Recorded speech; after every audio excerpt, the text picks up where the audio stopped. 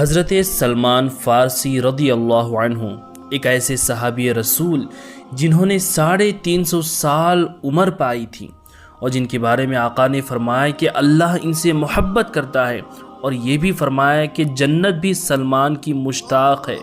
یہ حضرت سلمان فارسی کی عالی شان درگاہ ہے، اور آپ ہی کی بارگاہ میں اور 3 صحابہ آرام فرما رہے ہیں۔ وہ کون سے صحابہ ہیں؟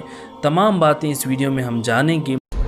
ناظرین، حضرت سلمان فارسی رضی اللہ عنہ کے اسلام قبول کرنے سے پہلے کا واقعہ کچھ اس طریقے سے ہے کہ حضرت سلمان فارسی رضی اللہ عنہ فارس کے شہر اصفہان میں رہا کرتے تھے، اور آپ کے والد جو ہے آتش پرست تھے، یعنی آگ کی پوجا کرنے والے تھے۔ تو حضرت سلمان فارسی بھی اسی عمل کو فالو کرتے تھے۔ ایک دن ان کو خیال آیا کہ زمین و آسمان کا مالک کون ہے؟ یہ دنیا، چاند، سورج، ستارے کس نے بنائے ہیں؟ تو حضرت سلمان فارسی ایک ایسے شخص کے پاس گئے جو اس شہر کا ایک علم والا شخص تھا۔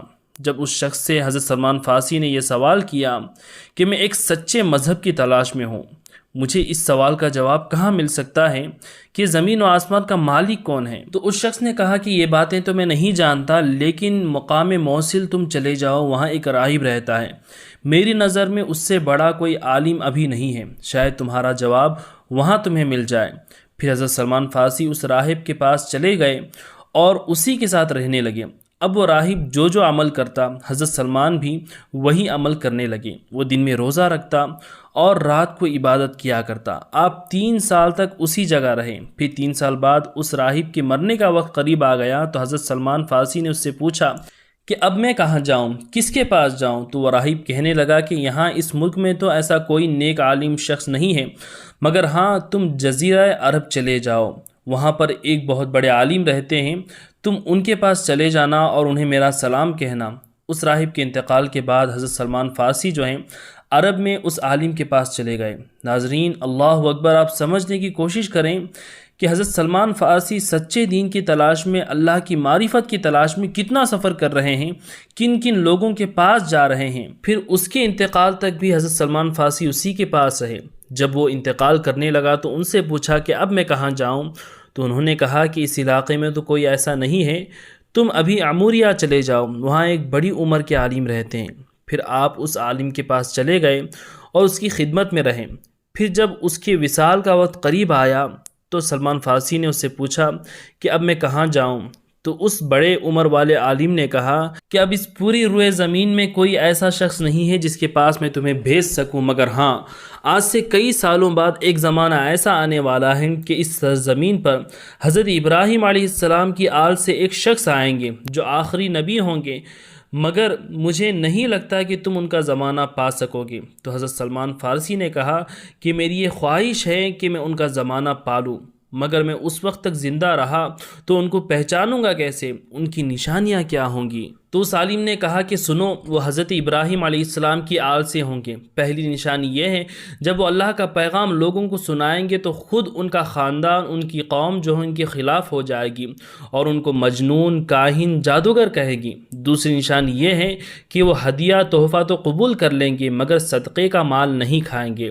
اور تیسری علامت یہ ہے کہ ان کے دونوں شانوں کے درمیان میں مہر نبوت ہوگی۔ سبحان اللہ۔ اب حضرت سلمان فارسی کو بڑی تمنا تھی کہ میں نبی آخر الزماں کا زمانہ پالوں۔ کئی سالوں بعد کا وقت تھا کہ حضرت سلمان فارسی ایک جگہ بیٹھے ہوئے تھے کہ ایک قافلہ وہاں سے گزرا۔ تو حضرت سلمان فارسی نے اس قافلے کے لوگوں سے پوچھا کہ تم کہاں رہنے والے ہو، کہاں جا رہے ہو؟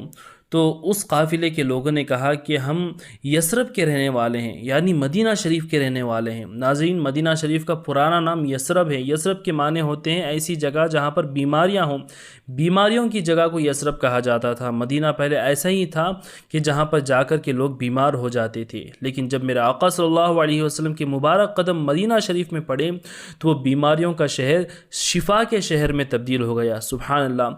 تو ان لوگوں نے کہا کہ ہم مدینے کے رہنے والے ہیں، ہم تاجر لوگ ہیں، مگر ہمارے یہاں ایک شخص آئے ہوئے ہیں اور وہ حضرت ابراہیم کی آل سے ہیں، ان کے قبیلے والوں نے ان پر قاتلانہ حملہ کیا تو اللہ کے حکم سے وہ مکہ سے ہجرت کر کے مدینہ آ گئے ہیں اور سارے مدینے والے ان کا لایا ہوا دین قبول کر چکے ہیں۔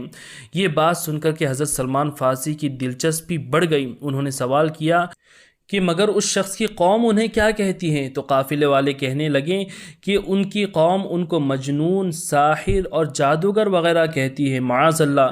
تو حضرت سلمان فارسی بہت خوش ہوئے کہ پہلی نشانی تو پوری ہو گئی، اب ان کی بے قراری بڑھ گئی۔ قافلے والوں سے کہا کہ مجھے اپنے سردار کے پاس لے چلو۔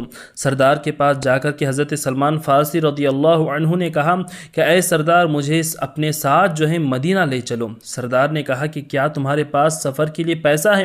تو حضرت سلمان فارسی نے کہا کہ میرے پاس پیسہ نہیں ہے تو کیا ہوا، میری جان تو ہے، تم مجھے غلام بنا لو، میں تمہارا غلام بن جاؤں گا، تمہارا کام کروں گا، بس تم مجھے اپنے ساتھ مدینہ لے چلو۔ اللہ اکبر! کیا شوق دیدار تھا محبوب کے لیے! ایسی محبت شاید کہ آپ کو کہیں نظر آئے گی کہ صدیوں سے کوئی ایک ہی پل کے انتظار میں محبوب سے ملاقات کے لیے اپنا وقت کو گزارے۔ اللہ اکبر! پھر حضرت سلمان فارسی مدینہ آ جاتے ہیں اور انتظار کرنے لگتے ہیں کہ کب محبوب کا دیدار ہو جائے۔ پہلے تو تمام نشانیاں میں دیکھوں گا اور ساری عمر اپنے محبوب کے قدموں میں گزاروں گا۔ اللہ اکبر! اب کیونکہ حضرت سلمان فارسی ایک غلام بن گئے تھے تو ان کا مالک ان سے بہت زیادہ کام لیا کرتا تھا، ان سے کسی اونٹ کی طرح کام کرواتا۔ وہ روزانہ اپنی پیٹھ پر پانی اٹھا کر لاتے اور اس کے مالک کے کھیتوں باغات میں پانی ڈالتے۔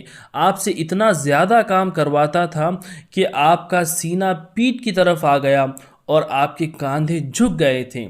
جب بھی آپ کو وقت ملتا تو حضرت سلمان فارسی وہاں کے لوگوں سے نبی آخر الزماں علیہ السلام کے بارے میں پوچھتے، مگر آپ کی زبان یہاں کوئی نہیں سمجھتا کیونکہ آپ فارس کے رہنے والے فارسی زبان بولتے اور مدینے کے لوگ عربی زبان جانتے تھے۔ ایک دن کسی بوڑھی عورت سے آپ کی ملاقات ہوئی، اس کو فارسی بھی آتی تھی، تو حضرت سلمان فارسی نے اس عورت سے پوچھ لیا کہ یہاں نبی آخر الزماں کے بارے میں تم مجھے کچھ بتاؤ کہ وہ کہاں رہنے والے ہیں، کہاں آتے ہیں، کہاں جاتے ہیں، میں ان سے ملاقات کرنا چاہتا ہوں۔ تو اس بوڑھی عورت نے کہا کہ تم فکر نہ کرو، اسی راستے سے روزانہ جو ہے محمد صلی اللہ علیہ وسلم فجر کی نماز ادا کرنے کے لیے جاتے ہیں، تم یہیں پہ انتظار کرو تو ان سے ملاقات ہو جائے گی۔ تو حضرت سلمان فارسی اسی راستے پہ بیٹھ جاتے ہیں اور سرکار کی راہ دیکھنے لگتے ہیں۔ اللہ اکبر! اب اگلے دن اسی راستے سے نبی صلی اللہ علیہ وسلم اپنے چند صحابہ کے ساتھ وہاں سے گزرتے ہیں، تو حضرت سلمان فارسی چند کھجوریں لے کر کے آقا کی بارگاہ میں حاضر ہوتے ہیں اور کھجوریں پیش کرتے ہیں۔ سرکار نے پوچھا کہ یہ کھجوریں صدقے کی ہیں یا ہدیہ؟